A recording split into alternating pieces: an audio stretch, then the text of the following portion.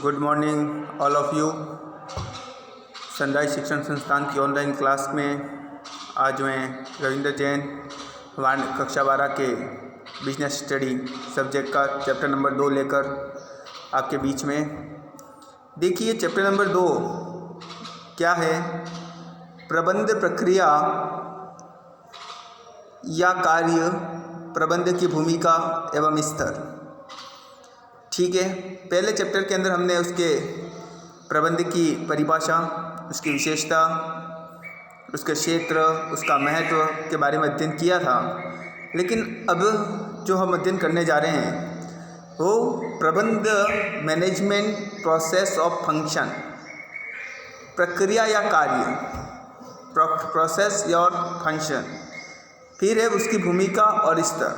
तो आज की जो इस वीडियो के अंदर हम सिर्फ और सिर्फ बात करेंगे मैनेजमेंट प्रोसेस की, उसके फंक्शन की। ठीक है, तो सबसे पहले बात करते हैं कि प्रबंध किसी कार्य को करने अथवा कराने की एक निश्चित प्रक्रिया है जो तब तक चालू रहती है जब तक कि पूर्व निर्धारित लक्ष्य प्राप्त नहीं हो जाता। ठीक है, प्रबंध किसी कार्य को करने या कराने की निश्चित प्रोसेस है, प्रक्रिया है जो तब तक शुरू रहती है जब तक पूर्व निर्धारित लक्ष्य प्राप्त नहीं होता। तो यहाँ पर एक बात हमने जो उसकी विशेषताओं में पढ़ी थी प्रबंध की, कि प्रबंध उद्देश्यहीन नहीं होता है। तो वो बात यहाँ पर स्पष्ट हो रही है कि उद्देश्य निर्माण से प्रबंध का कार्य शुरू होता है और उद्देश्यों की प्राप्ति तक अनवरत रूप से गतिशील रहता है। स्टोनर ने कहा है कि शब्दों में प्रक्रिया कार्यों को व्यवस्थित रूप से करने का तरीका है। स्टोनर हैं जो एक विद्वान है, उन्होंने कहा है कि प्रक्रिया कार्यों को व्यवस्थित रूप से करने का तरीका है, प्रबंध एक जटिल, लचीली एवं गतिशील प्रक्रिया है। ठीक है, प्रबंध एक जटिल, लचीली और गतिशील प्रक्रिया है। जैसे कि अपन ने बात की थी कि प्रबंध पहले व्यवसाय का आकार बहुत सरल था तो प्रबंध करना भी सरल था। जैसे जैसे व्यवसाय का आकार बढ़ता गया, ठीक है, प्रबंध जटिल होता गया। ठीक है ना, विशेष ज्ञान की आवश्यकता होने लगी, ये सारी चीज़ें उसके अंदर आ गई। ठीक है भाई,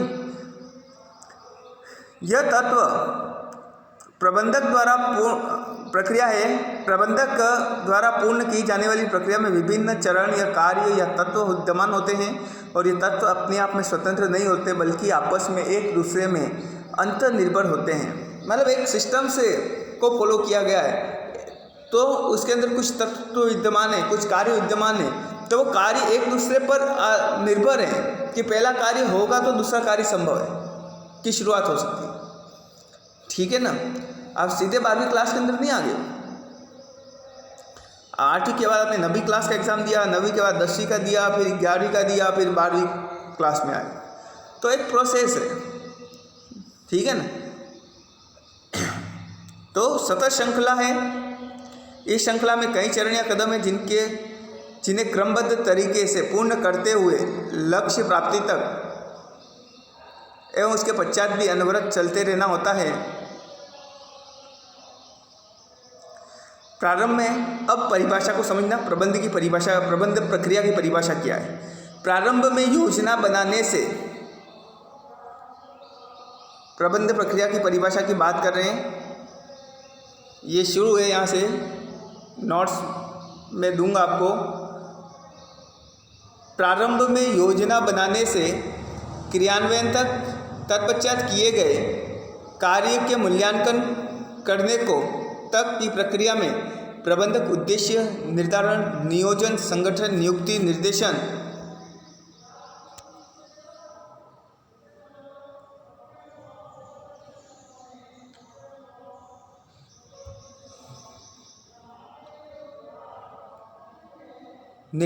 नेतृत्व, संप्रेषण, अभिप्रेरणा एवं नियंत्रण आदि कई प्रबंध के कार्य को निष्पादित करता है। इसे ही संयोजित या सामूहिक रूप से प्रबंध प्रक्रिया कहते हैं। ये प्रबंध प्रक्रिया प्रबंध प्रतिरूप भी कहलाता है।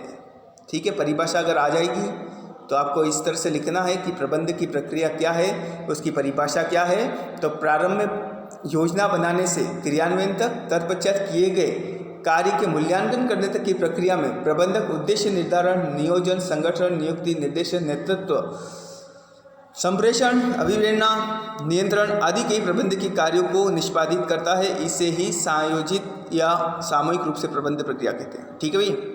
अब बात करते हैं प्रबंध प्रक्रिया की विशेषता। तो परिभाषा जब अगर हमने अच्छी अर्थ और परिभाषा को समझा तो विशेषता हमारे लिए जैसे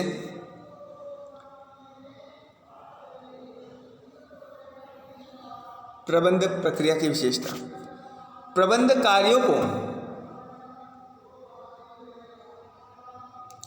प्रबंध कार्यों की निरंतर एवं गतिशील प्रक्रिया है। समझ लिया इस बात को। प्रबंध के सभी कार्य प्रबंधक द्वारा किए जाते हैं। देखिए, सभी कार्य प्रबंधक द्वारा किए जाते हैं और प्रबंधक एक मनुष्य है और मानव समुदाय से, इसलिए इसको मानवीय प्रक्रिया भी कहते हैं।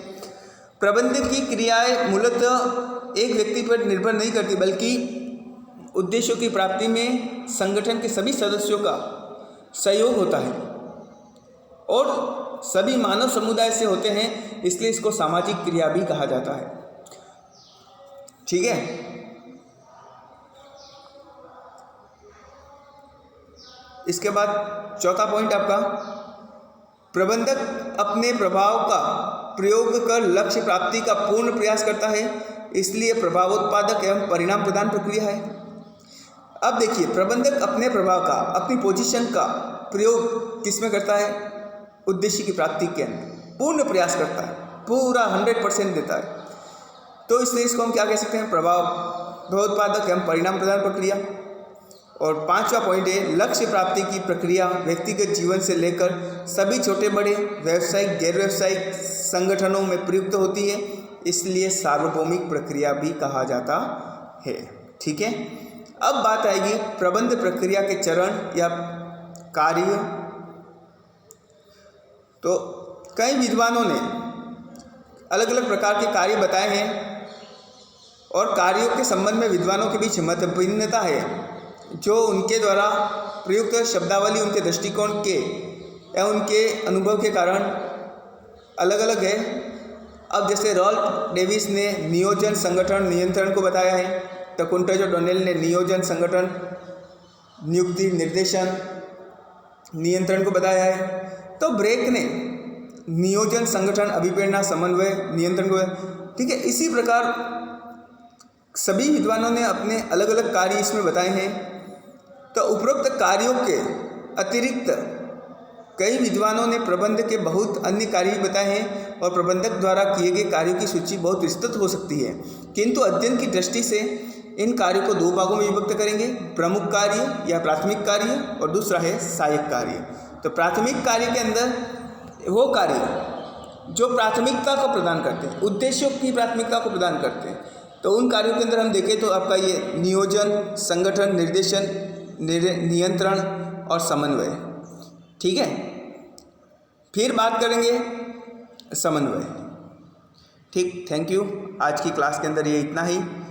अगला जो कार्य हैं प्राथमिक और सहायक कार्य, उनका वर्णन अगली वीडियो में आपके को दिया जाएगा। ओके।